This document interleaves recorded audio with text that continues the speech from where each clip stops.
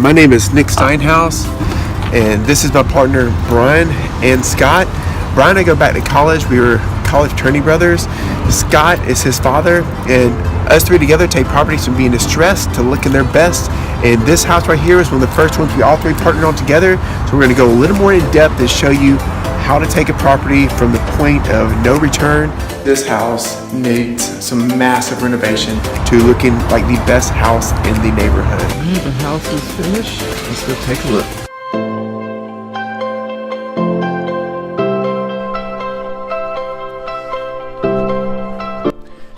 All right, here we are on day 5 of this project of renovating this house. And so far, we went through the inside of the house. We tore out a whole bunch of walls. We moved some walls. We added a walk-in closet.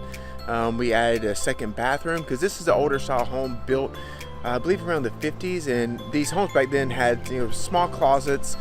Typically, a 3-bedroom house like this had just 1 bathroom. And so we took this house and made it a 2-bedroom, 2-bath with a master bedroom with a large walk-in closet. Since this house is only 1,000 square foot, we want to give extra space to, enjoy and do things. And so we thought a big, large deck come off the back of the house would be an awesome addition.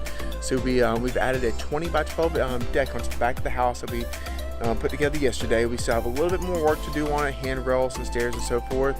And also with this deck, we decided to change it around to where this back door right here is going to go away. The stove is going to sit right there, and we put French doors, so you have these big, nice, beautiful doors that you see as soon as you walk in the front door to the house. All right, so here's our floor plan, which is a very wide, open floor plan. The area I'm standing right now will be our kitchen. This house used to have this weird little square room that's about 40-something square foot in the center of the house, where you accessed every room and the bathroom from that area, and it really serves no useful purpose. So we got rid of that, and we moved a wall into that space where it used to be the point of access for all the house, and that space now is being utilized into a bathroom. Well, that's enough for looking at the inside of the house. So let's get back outside and get back to work on the deck.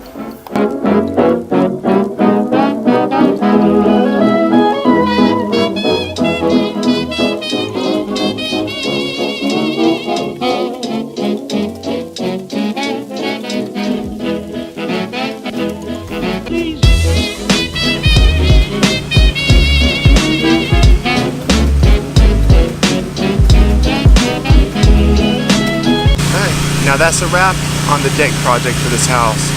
Now just about 1,000 more things to do.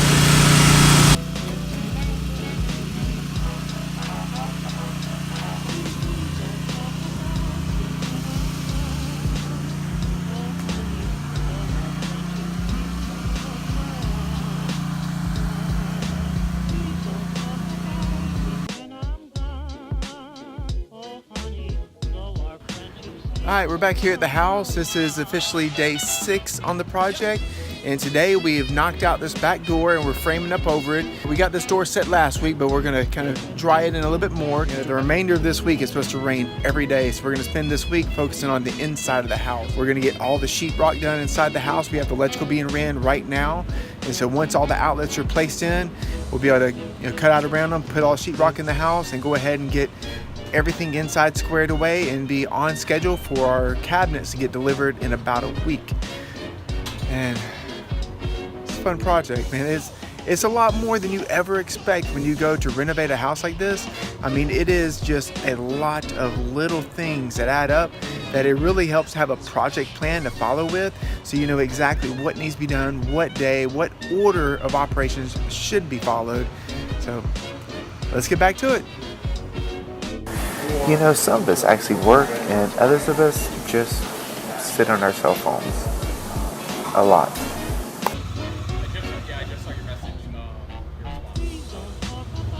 There he goes again. And here in this back porch, we're going to work really hard to give a lot of amazing lighting. So we're coming on right here on either side of this French door, and we're putting some really nice decorative porch lights. This is only a 1,000 square foot house. You've got to utilize every single square inch of space inside and outside the house. That's why we put such a large deck back here. And this is be like a focal point for the people that live here to, you know, hang out, have dinner parties, have a nice big table, have some corn toss boards set up in the yard. So we're trying to make sure there's plenty of light for all activities here. All right, it is now day 7 at the house. We just had the sheetrock delivered today, as you see right behind me here. And we also yesterday had to knock out all the sheetrock out of the bathroom right here. So this was the original bathroom. And so today we are hanging the sheetrock on the ceiling. This place should start coming together and looking like a house once again. All right, we're here at Del Taco eating, and my wife hooked me up with some healthy food, so I ain't gonna eat this stuff they're eating.